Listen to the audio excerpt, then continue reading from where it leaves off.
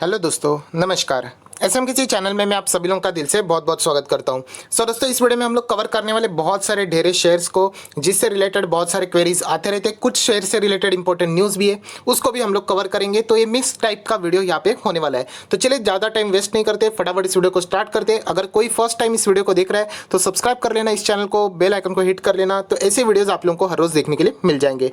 कल सुबह 10:30 बजे आप लोगों को मैं ऑलरेडी बता चुका हूँ दोस्तों, बट बार बार इसलिए बोलना पड़ता है क्योंकि कुछ नए लोग यहाँ पे आ जाते हैं। 10:30 बजे इस चैनल के ऊपर आ जाना कल सुबह। लिंक ऊपर आई बटन पे मिलेगी, नीचे डिस्क्रिप्शन बॉक्स में भी मिलेगी, जहाँ पे एक पावरफुल वीडियो आप लोगों को सिखाने के लिए आने वाला है। एंड लेटेस्ट वीडियो की बात करें तो दोस्तों, आप लोग देख सकते हैं कि इंडियन कंपनीज अभी अमेरिकन कंपनीज को यहाँ पे खरीद रही है। एक ऐसी कंपनी का शेयर जो कि आप लोगों ने बेचना नहीं चाहिए। अभी बेचोगे तो शायद से गलती भी हो सकती है। डिविडेंड स्प्लिट, बोनस से रिलेटेड, बायबैक से रिलेटेड, कुछ ना कुछ कॉर्पोरेट एक्शन इस स्टॉक से रिलेटेड हम लोग को होते हुए देखने को मिल सकता है। सो ये कौन सा स्टॉक है, लिंक नीचे डिस्क्रिप्शन बॉक्स में दे दिया। आप चाहो तो इस वीडियो को कंप्लीटली देख सकते हो। दोस्तों, अभी हम लोग आ चुके हैं बिल्कुल हमारे नॉर्मल स्क्रीन के ऊपर एंड फटाफट इस वीडियो को कवर करेंगे। तो सबसे पहले जो शुरुआत होने वाली है यहाँ पे रिलायंस इंडस्ट्री से रिलेटेड। रिलायंस इंडस्ट्री का शेयर बिल्कुल हम लोग को फ्लैट देखने को मिल रहा है। अगर हम लोग यहाँ पे बात करें तो रीजन आप सभी लोगों को पता है, यहाँ पे अमेजॉन की बदौलत हम लोग यहाँ पे चीज़ें को बोल सकते हैं कि बहुत ही ज़्यादा प्रेशराइज होते हुए देखने को मिल रहा है। क्योंकि रिलायंस इंडस्ट्री के शेयर में आप सभी लोगों को पता है, रिटेल ये एक बहुत ही बड़ा इंपॉर्टेंट प्लेयर है। एंड यहाँ पे बहुत सारे अभी जो नए इन्वेस्टर आएंगे वो भी एक बार जरूर रुक जाएंगे। क्योंकि आप सभी लोगों को फॉर एग्जांपल, अगर आप भी यहाँ पे दिमाग लगा सकते हो, अगर आप किसी कंपनी के साथ पार्टनरशिप करना चाहते हो, आप कोई प्रॉपर्टी खरीदना चाहते हो एंड अगर वहाँ पे कोई लीगल केस से रिलेटेड अगर कोई भी इश्यू अगर आपके कान के ऊपर आ जाता है, आपको सुनाई देता है, आपको कोई तो यहाँ पे गॉसिप ऐसी हो जाती है, सो क्या आप अपना पैसा वहाँ पे लगाना चाहोगे? तो रिलायंस इंडस्ट्री के लिए अगर देखा जाए तो डायरेक्टली कोई इंपैक्ट नहीं है, बट इनडायरेक्टली शायद से जो इन्वेस्टर रिलायंस के रिटेल के बिजनेस में निवेश करने जा रहे थे वो एक बार जरूर इस चीज़ का विचार यहाँ पे कर सकते हैं। सो यही कहना चाहूँगा कि इससे कोई डायरेक्टली तो इंपैक्ट नहीं, but indirectly impact Reliance industry के परफॉर्मेंस के ऊपर हम लोग को होते हुए देखने को मिल सकता है। इसका अर्थ ये नहीं कि कंपनी बर्बाद हो गई, बट हम लोगों को इस रीजन के चलते रिलायंस इंडस्ट्री के शेयर में लगी हुई तेजी को रुकावट लगते हुए देखने को मिल सकती है। तो चलिए दोस्तों, रिलायंस इंडस्ट्री से रिलेटेड जो इंपॉर्टेंट बात थी वो मैंने आपको बता दी। अभी हम लोग आ जाते हैं IRCTC के ऊपर। बहुत सारे लोग यही पूछ रहे सर IRCTC का OFS कब आएगा? सो दोस्तों, अभी तक एग्जैक्टली डेट सामने नहीं है, बट यही कहना चाहूंगा कि इसी हफ्ते या फिर आने वाले हफ्ते में हम लोग को IRCTC का OFS देखने को मिल सकता है। ये न्यूज मैं खुद नहीं डेवलप कर रहा हूँ, ये यहाँ पे गवर्नमेंट ऑफ इंडिया की तरफ से ये बात सामने आ रही थी कि वो OFS के जरिए IRCTC में डाइवेस्टमेंट करने में इंटरेस्ट दिखा रही थी। पहले मैं अंदाजा लगा रहा था कि 10% तक की हिस्सेदारी बेची जा सकती है, बट फिलहाल अभी 12 से 15% तक की हिस्सेदारी बेचे जाने की बात यहाँ पे सामने आ रही है।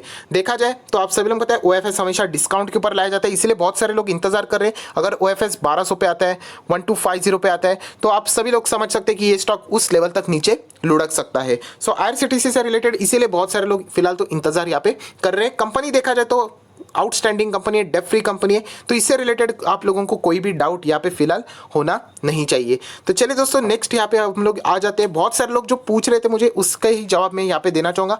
एंड नेक्स्ट सवाल है दोस्तों यहाँ पे HDFC बैंक से रिलेटेड। यस दोस्तों, HDFC बैंक से रिलेटेड बहुत सारे लोग यहाँ पे बार बार सवाल पूछ रहे हैं, सर वो HDFC बैंक से रिलेटेड कोई फ्रॉड है यहाँ पे? सो दोस्तों, वो जो न्यूज़ आपके पास यहाँ पे आ चुकी है वो पुरानी न्यूज़ है। एंड फ्रॉड मतलब इंटरनली कुछ छोटा सा यहाँ पे GPS से रिलेटेड वहाँ पे इश्यूज हुआ था, जिससे रिलेटेड मैंने डिटेल वीडियो भी बना दिया था। HDFC बैंक ने खुद यहाँ पे बोला था कि वो इंटरनली इस मामले को यहाँ पे चेकआउट कर रहे हैं। सो एज सच कोई भी बड़ा यहाँ पे चीज हम लोग को देखने को नहीं मिल रहा है। सो यही कहना चाहूंगा, जो लोग आप मुझे पूछ रहे हो, 2 से 3 लोग बार बार पूछ रहे थे, इसलिए बताना चाहूंगा कि वो न्यूज़ पुरानी है। इससे रिलेटेड मैंने खुद वीडियो यहाँ पे बनाया। आप हमेशा की तरह जैसे मैं बोलता हूँ, कोई भी टॉपिक अगर आप सर्च करना चाहते हो, कोई भी स्टॉक को सर्च करना चाहते हो, एक आसान तरीका बताना चाहूंगा। मतलब मेरा वीडियो देखने के लिए आप लोग कोई भी, फॉर एग्जाम्पल HDFC बैंक, आगे फ्रॉड लिख लीजिए एंड उसके आगे SMKC, मेरा चैनल का नाम यूट्यूब के ऊपर सर्च कर लेना, तो आप लोगों को हर एक जो स्टॉक है उसके आगे मेरे चैनल का नाम लगा के आप उस वीडियो को देख सकते हो। सो HDFC बैंक की बात करें तो अभी आप देख सकते हो क्या गजब की तेजी देखने को मिल रही है। 3.5% की से भी ज़्यादा तेज ये बैंक हो चुका है। एंड हमेशा मैं आप लोगों को ये चीज़ें बार बार रिपीट क्यों करता हूँ, उसका जवाब आप लोगों को शायद से मिला होगा। इसका अर्थ ये नहीं कि बैंक नीचे नहीं आएगी, अगर नीचे आ जाती है तो अच्छी बात है, हम लोग वापस खरीद लेंगे, क्योंकि टेंशन फ्री स्टॉक है। निफ्टी 50 में पहले से ही कारोबार कर रहे हैं। ये सारी चीज़ें इतनी बार रिपीट में कर चुका हूँ कि अभी वो आपके दिमाग में भी बिल्कुल फिट हो चुकी होंगी। उसके बाद हम लोग यहाँ पे बात करेंगे हिंदुस्तान एरोनॉटिकल्स लिमिटेड HAL के बारे में। HAL आप सभी लोगों को पता है, यहाँ पे भी हम लोगों को सेम OFS की चीज देखने को मिली थी। लगभग 1200 तक ये स्टॉक गया था, उसके बाद 1001 पे OFS लाया गया था। उसके बाद रिटेलर्स के लिए तो 950 के आसपास और डिस्काउंट दिया गया था।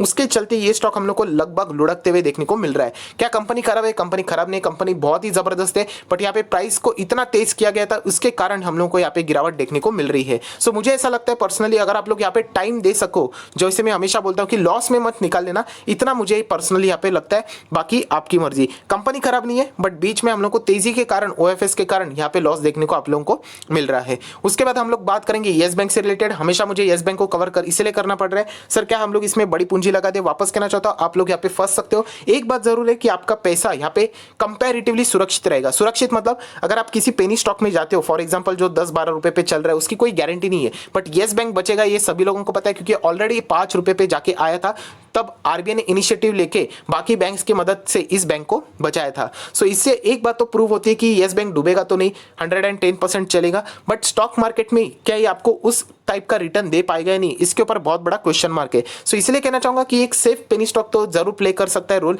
बट यहाँ पे ज्यादा पूंजी लगा के पैसा फंस भी सकता है, तो इसलिए बड़ा अमाउंट मत इन्वेस्ट कर देना, छोटा अमाउंट आप चाहो तो रख सकते हो। उसके बाद हम लोग यहाँ पे बात करेंगे IPO से रिलेटेड। सो UTA AMC IPO से रिलेटेड अगर हम लोग बात करें दोस्तों, तो यहाँ पे फिलहाल वो ग्रे मार्केट पे डिस्काउंट के ऊपर यहाँ पे चल रहा है। डिस्काउंट मतलब फॉर एग्जांपल जो उसका प्राइसिंग रहता है उसके नीचे हम लोगों को जाते हुए देखने को मिल रहा है, सेम लाइक एंजल ब्रोकिंग। सो UTA AMC ऑलरेडी में खुद तो निवेश नहीं कर रहा था, मैंने अपना पर्सनल रीजन बता दिया था। रीजन ये था कि ऑलरेडी मेरे पास HDFC AMC and Nippon life portfolio में है, इसलिए मैंने इसको इग्नोर कर दिया था। उसी के साथ साथ मार्केट में लिस्ट होने के बावजूद मैं इसको लेने के लिए एग्री नहीं था, क्योंकि ऑलरेडी मेरे पास इसके कॉम्पिटिटर अवेलेबल है एंड वो मुझे पर्सनली ज़्यादा पसंद है। उसके बाद अगर मैं बात करूँ तो mazgao डॉक में भी अगर हम लोग देखें तो वहाँ पे भी हम लोग को प्रीमियम में यहाँ पे गिरावट देखने को मिल रही है। लगभग 25% तक ग्रे मार्केट प्रीमियम में ये गिरावट हम लोग को यहाँ पे देखने को मिल रही है। सो बहुत ही एक इंपॉर्टेंट बात है जो कि हम लोग यहाँ पे देख रहे हैं। सो फिलहाल IPO का मार्केट अभी तक हम लोगों ने देखा तो बहुत ही सक्सेसफुल रहा था, बट एंजल ब्रोकिंग ने इतना अच्छा परफॉर्मेंस नहीं दिया। अभी इस 2 IPOs की बात करें तो डेफिनेटली यहाँ पे हम लोगों को फिलहाल माहौल खराब होते हुए देखने को मिल रहा है। सो उसके बाद अगर हम लोग बात करें तो 2 स्टॉक्स की बात करेंगे, PVR, एंड उसके बाद अगर हम लोग बात करेंगे तो और एक आप सभी लोगों को पता है INOX से रिलेटेड। सो वापस कहना चाहूँगा दोस्तों, जो लोग निवेश करना चाहते हैं वो डेफिनेटली कर सकते हैं, मैं कोई आपको रोकूंगा नहीं। मैं सिर्फ अपना पॉइंट ऑफ व्यू आपके सामने रखता हूँ, लॉजिक पेश करता हूँ। मेरा लॉजिक अभी भी कह रहा है कि ये मेरे फेवरेट स्टॉक थे, बट फिलहाल मैं इनमें से दूर हो चुका हूँ। कंपनीज खराब नहीं, जब कंपनीज नॉर्मलाइज हो जाएगी, बिजनेस रिटर्न हो जाएगा, कम बैक कर लेगा, तब हम लोग वापस इस कंपनी को अपने पोर्टफोलियो में जगह दे देंगे। ये किससे पता चलता है? कंपनी के रिजल्ट से पता चलता है। इस वक्त की अगर मैं रिजल्ट की बात करूं तो इजीली बोलना चाहूंगा, फॉर एग्जांपल पहले PVR 60,000 कमाता था तो इस वक्त सिर्फ 900 रुपया कमा रहा है। मतलब आप डिफरेंस देख लेना कितना जबरदस्त डिफरेंस है। उसी के साथ साथ बिजनेस रिज्यूम होना ये कोई सोल्यूशन नहीं है। वापस बिजनेस 100% रिज्यूम कब होगा, इसके ऊपर क्वेश्चन मार्क है। सुशांत सिंह राजपूत के केस के बाद यूथ में चला हुआ बाइकआउट बॉलीवुड से रिलेटेड नारा, वो भी एक सीरियस केस है।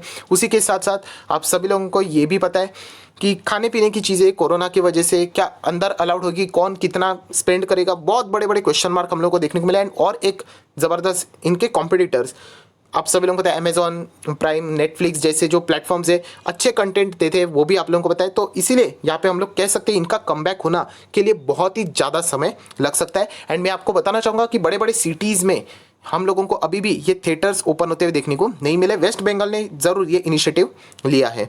उसके बाद अगर हम लोग बात करें तो फेडरल बैंक, दोस्तों मैं इससे पहले ही बता चुका हूँ, फेडरल बैंक के लिए आप लोग यहाँ पे जा सकते हो। एक्चुअल में इसको पहले सेट करना चाह रहा था IDFC फर्स्ट। सो दोस्तों अभी भी मैं कहना चाहूँगा IDFC फर्स्ट से अच्छा मुझे पर्सनली फेडरल बैंक अच्छा लगता है। और ये मैं किस बेस के ऊपर डिसाइड करता हूँ, कंपनी के रिजल्ट के ऊपर। अभी मुझे IDFC फर्स्ट बैंक अच्छे रिजल्ट दिखा दे, मैं फेडरल बैंक को निकाल दूंगा, दैट्स इट। और कोई मेरा पर्सनल के यहाँ पे इंटरेस्ट नहीं है, सिर्फ ये जो मुझे अच्छे रिजल्ट दिखाते हैं उसके बदौलत में सारी बातें करता हूँ। अभी आप देख सकते हो रिलायंस इंडस्ट्री अच्छे रिजल्ट दिखा रहे हैं, वो मेरे पोर्टफोलियो में कल अच्छे नहीं दिखाएंगे, वो रिलायंस को भी निकाल देंगे। सो यही सबसे खास बात है दोस्तों, ये आपको अपडेट करने पड़ते हैं पोर्टफोलियो को, बार बार रिजल्ट को चेक करने पड़ते हैं। जैसे मैंने TCS को आपको बोल दिया कि चलो TCS अगर कल लुढ़क भी गया 2500 तक, फिर भी मैं उसको होल्ड ही करूंगा क्योंकि मुझे उसके रिजल्ट पसंद आए। लॉन्ग टर्म की मैं बात करता हूँ, शॉर्ट टर्म में मुझे यहाँ पे चीज़ें पसंद नहीं है। सो फिलहाल इन 2 बैंक से रिलेटेड जो बातें थी वो मैंने बोल दी। अभी थोड़ा सा और आगे जाते हैं एंड यहाँ पे बात करेंगे नेक्स्ट बजाज फाइनेंस से रिलेटेड। सो बजाज फाइनेंस यही कहना चाहूँगा दोस्तों, एवर ग्रीन शेयर है, बिंदास आप लोग निवेश कर सकते हो।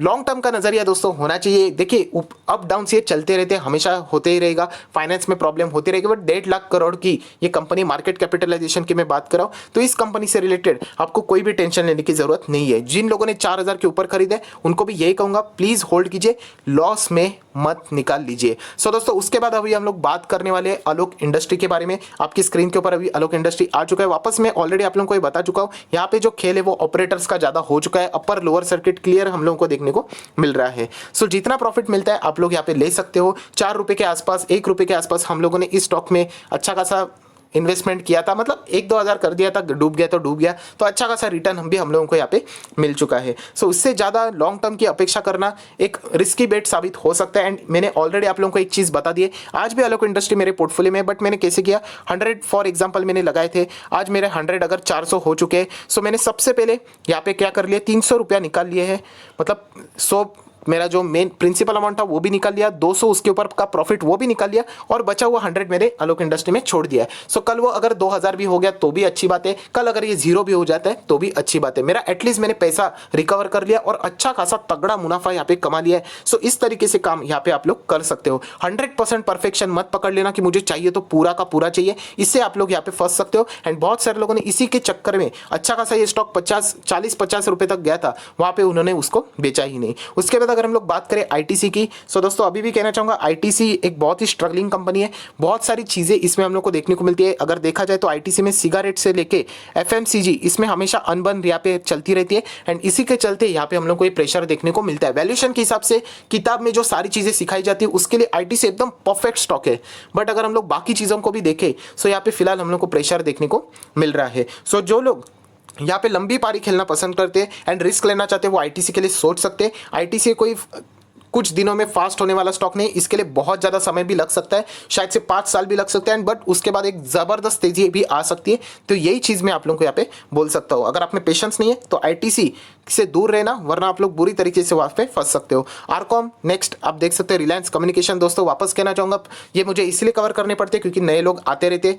प्लीज़ दोस्तों आरकॉम जैसे स्टॉक में यहाँ पे निवेश मत कर लेना। जो स्टॉक पहले 700 रुपये पे चलता था आज 1 रुपये पे चल रहा है, ऐसे स्टॉक में निवेश करके आपको कुछ भी नहीं मिलेगा। जब आप नए होते स्टॉक मार्केट में, ऐसे ही आप लोगों के टारगेट पहले पेनी स्टॉक होते हैं, बट स्टिल अगर आप लोग ये वीडियो देख रहे हैं जो कमेंट सेक्शन में पूछते हैं, प्लीज इन कंपनीज में पैसा मत लगा लेना। अगर आपको लगता है ये कंपनी जबरदस्त कमा के दे सकती है, एक काम कीजिए 5-10 रुपए के शेयर खरीद के देख लेना, देखते हैं आपके 5-10 रुपए क्या 20 रुपया बन जाते हैं, 5-10 रुपए क्या देखते हैं 100 रुपया बन जाते हैं क्या, तो इससे आप लोगों को अंदाजा आ जाएगा।